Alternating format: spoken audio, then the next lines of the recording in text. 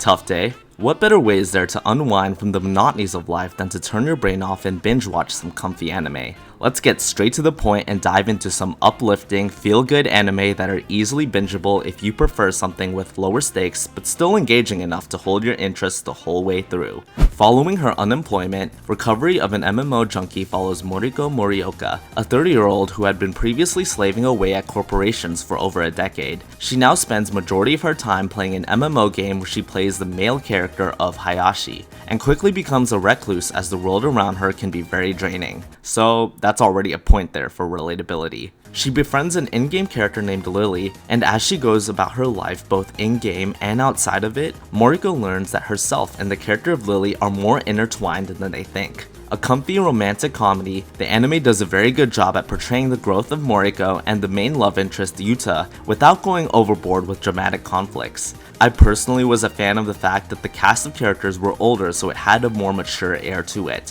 while still allowing each of our main characters to grow further. And Yuta, who is portrayed as pretty timid, starts to overcome this by the end. The entirety of the story's trajectory, alongside the chemistry between all of the characters, felt very natural, and with only 10 episodes, Recovery of an MMO Junkie does not overstay its welcome, and is an easy watch for people looking to spend a night completing a show.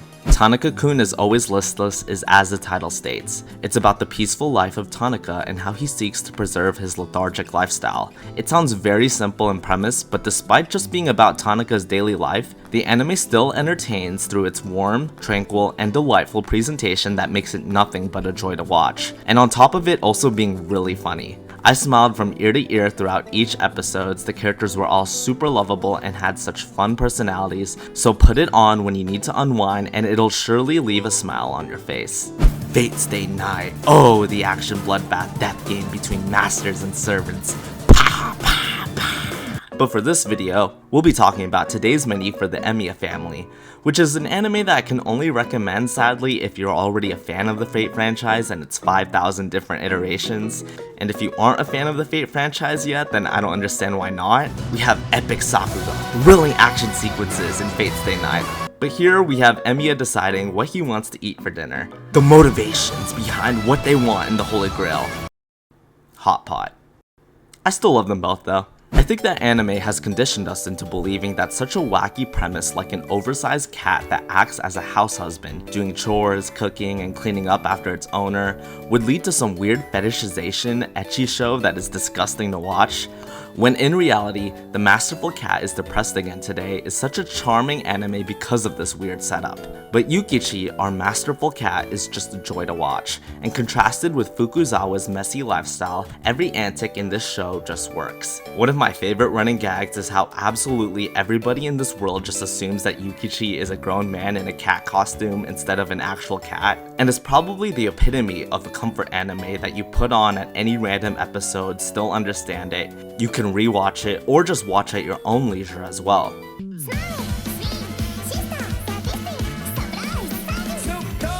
Throwing it back to the biggest anime meme of 2017, behind the Snoop Dogg references, Blend-S is an enjoyable anime about the different workers in a character cafe. There's loads of different personalities in this cafe, when they're in character and even when they're not in character as well. And that's the crux of what makes Blend-S so fun. It really leans into many of these different character gags, such as Maika, our main girl who has a sadistic looking smile, and the manager of the cafe, Dino, being a major masochist to her smile. There are of course many more that come as a big surprise, so I won't say. Towards the end, the gags do run its course, but by then the characters are well established enough to carry it through to the finish line, and it is quite fitting that a show like Blend-S was able to get such a huge running gag in the anime community itself. Barakamon follows Seishu Honda, a calligrapher on the rise who is banished after he is involved in an altercation with another calligrapher. He moves to the Goto Islands to find himself again, and we follow his life as he struggles to adapt to his new lifestyle. The anime is filled with many life lessons, and the wacky inhabitants of the island are filled with character. It's been nearly a decade since I've seen Barakamon, and I can still recall many of its funny and enlightening moments. On top of this, Barakamon has one of the best kids in anime with Haru. Finishing this anime really makes you reflect on your current life stances in the best way possible, and made me question if I should just ever go fuck it and experience something totally out of my own comfort zone. From cute kids in anime to the cutest babies in anime, Gakuen Babysitters has some of the most adorable scenes you'll find in the medium.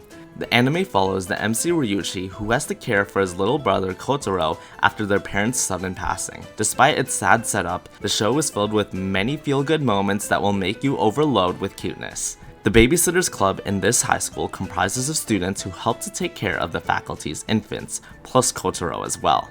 Give Gakuen Babysitters a go and you're surely in for a great time. At the time of its release, Himouto Umaru-chan was everywhere in anime culture, and though it's been long forgotten given all of the other phenomenons to hit the anime scene, the anime involving the double life of the perfect girl in high school to the lazy shut-in Umaru is still a blast to watch.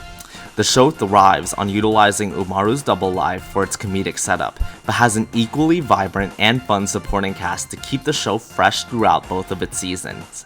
Watching Himouto Umaru-chan is kind of like looking back on my days in high school through rose-colored lenses, minus her popularity of course, where I'd go to school and have a blast with my friends, and then going home to have a blast being a total lazy shut-in playing games and binging shows to wind down. Out of the gate, Skip and Loafer is a must. The anime explores a lot of issues that aren't really highlighted in a lot of other anime. Problems with people-pleasing, transphobia, societal beauty standards. It touches so many sensible, nuanced, and very real topics, but never shoves it down to the point where it takes you out of the experience, and always has an uplifting and realistic nature to everything, even when things remain unsolved. Our MC Mitsumi is confident, driven, and is always willing to express her emotions, which helps break down barriers that would otherwise be caused by others in her class.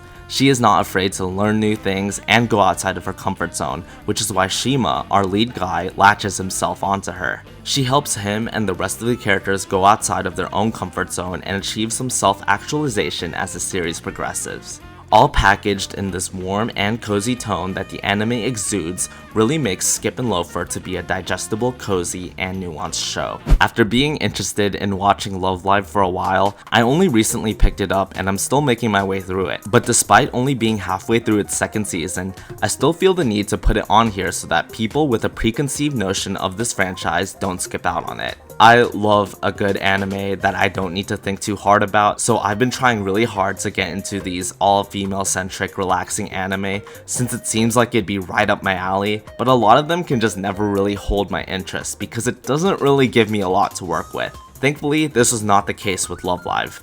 From the get-go, there's a distinguishable goal for our cast of girls to become popular idols in hopes to save their school from shutting down. They do so by competing in the Love Live competition, which ranks aspiring idol groups to eventually debut as school idols. There's a lot of focus on our members' dreams as they raggedly put together their group, the Muse, and struggle to gain momentum both from the competition and their own school. Still, the tenacity behind all of the girls to overcome these obstacles is what makes this show feel really good to watch. Can't wait to check out all of the different anime in the franchise afterwards.